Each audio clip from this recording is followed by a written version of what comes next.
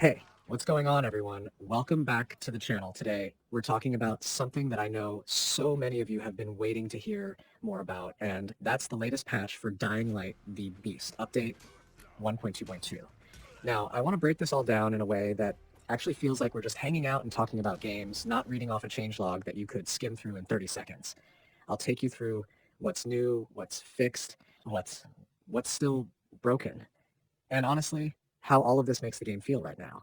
This update isn't the biggest patch in the world, but it's one of those sneaky ones that ends up meaning more than it looks on the surface, especially if you've been frustrated with certain bugs or you've been itching for that nostalgic hit from the original game. So first things first, let's get the headline out of the way, because this is the piece everybody's been talking about, and that's the Kyle Crane Legacy outfit.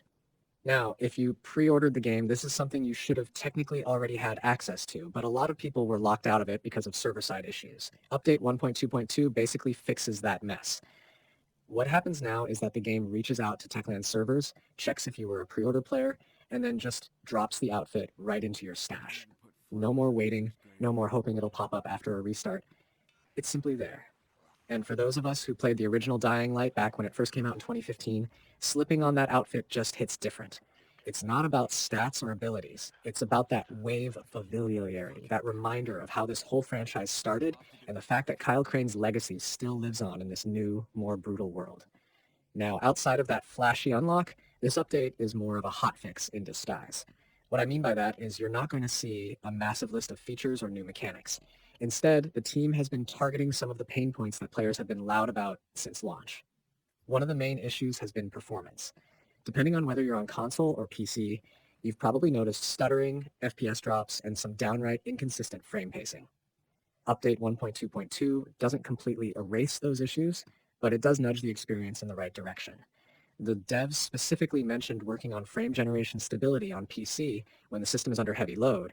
So if you're on a rig that's been struggling to keep things smooth, you might already notice an improvement. Console players are seeing some better consistency as well, though the game still has room to grow. Personally, I'd say the fact that Techland is prioritizing these performance issues early is a good sign. They know this game is only as fun as it feels responsive, and if your character is stuttering across rooftops instead of sprinting, that kills immersion fast. Another thing that Update 1.2 addresses is progression blockers, and let's be honest, nothing takes the wind out of your sails like being locked out of a quest because the game just doesn't register what you did. Apparently, there were 4 major progression blocking issues on the devs' radar, and this patch fixes those. So, for example, if you cleared out an infected zone but the objective never updated, that should now be sorted. This is the kind of fix that doesn't sound sexy on paper, but makes a world of difference in practice. I mean, think about it. This is a game where you're constantly moving, constantly building momentum, and the last thing you want is to slam into a wall, not because you made a mistake, but because the quest marker decided it was going to ignore your hard work. It's small patches like this that actually restore faith that the developers are listening and making sure your time in the game isn't wasted. Now let's talk about zombie grabs, because if you've been playing recently, you know this has been one of the most controversial parts of the beast. Enemies were latching onto players way too aggressively, and it didn't always feel fair. Sometimes you'd be sprinting full speed, timing your jumps perfectly, and then out of nowhere, you're yanked down like you're glued to the ground. That mechanic is supposed to create tension, to remind you that even regular biters are dangerous. But when it feels broken, it turns from tense to frustrating in a heartbeat. Techland has tweaked this balance in Update 1.2.2, aiming for a sweet spot where grabs feel threatening but not cheap. It's going to take a little playtesting to really see if they nailed it, but from the early feedback I've seen, players are already reporting fewer what the hell just happened moments when getting pulled by enemies. But of course, not everything is fixed yet in this and I think it's important we talk about what's still broken, because these are things a lot of you have mentioned in the comments and in the community. One of the most annoying problems right now is the Wolf Axe still being locked for some players. This was supposed to be available through Pilgrim Outpost, but for whatever reason, certain accounts just aren't receiving it. Update 1.2.2 didn't fix this yet, which is disappointing because weapons like that are a big motivator for people to grind and explore. Another lingering headache is HUD elements disappearing randomly. This one sounds small until it happens mid-fight, and suddenly you have no health bar or stamina indicator to guide your decisions. That's the kind of bug that turns an otherwise fair fight into a guessing game. Movement bugs are also still in the mix. There are moments where Crane will just drop off a ledge instead of climbing, or he'll freeze mid-animation when you're trying to parkour. Now, in a game where traversal is basically the heart of the experience, you can see how that breaks the flow. Imagine chaining together jumps, wall runs, vaults, and then suddenly you stick to a wall like a piece of tape instead of vaulting over it. That kills momentum, and momentum is everything in Dying Light. Update 1.2.2 didn't wipe these out completely, but I'll say this. The devs have acknowledged that it's on their list, which at least tells me they're not ignoring it. Another thing that players have been pointing out, and I think it's worth mentioning here, is input responsiveness. Dash not always registering correctly has been a big frustration for people who love that frantic, high-speed style of gameplay.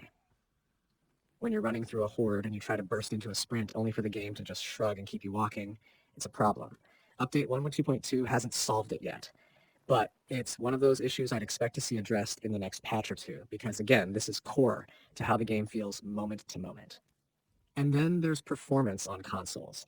PS5 and Xbox Series XS players are still reporting frame drops in certain areas, particularly at night when hordes get heavy. It's manageable, but it's noticeable. For a game that thrives on responsiveness, that little dip can be the difference between escaping a grab and getting overwhelmed. PC players, meanwhile, are still dealing with things like blurry visuals, weird lighting glitches, and HDR inconsistencies. Some areas look incredible, and others look like someone smeared Vaseline over the screen. Update 1.2.2 hasn't fully ironed this out, but you can tell the team is aware. The real question is how quickly they can stabilize things without compromising the gorgeous atmosphere they've built. So what does this all mean if you're playing right now or considering jumping in? Well, the way I see it, Update 1.2.2 is a step in the right direction, but it's not the destination. It shows that Techland is actively working on the stuff we've been yelling about. It's not right, but it also highlights how much more they still have to do. I'd call this patch less of a game changer and more of a confidence builder.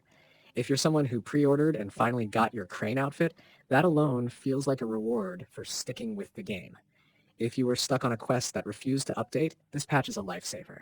If performance issues were making you want to shelve the game, you might notice things running a little smoother now with this date, though it's not perfect yet. Personally, I think it's always important to step back and remember how Techland operates. With the first Dying Light, they were notorious, in a good way, for supporting the game for years after launch. They turned what started as a fun but slightly messy release into a cult classic by consistently patching, improving, and expanding. If that same philosophy is being carried over here, then 1.2.2 is just the early stage of a long support cycle that could eventually turn the beast into the definitive survival experience it wants to be. That doesn't excuse the current problems, but it does give me some optimism. Now let's talk about the bigger picture for a minute, because patches like this are more than just bug fixes. They're signals. When a developer releases an update that doesn't just sweep things under the rug, but actually addresses specific complaints like zombie grabs or progression blockers, that's them saying, we hear you. The relationship between devs and players in a game like this is kind of a constant back and forth. We play, we find the cracks, we shout about them, and then they respond by plugging those cracks. Update 1.2.2 is proof that that cycle is happening here. Still, I'd be lying if I said I didn't want more. I want the wolf axe unlocked properly. I want parkour animations to feel flawless every single time.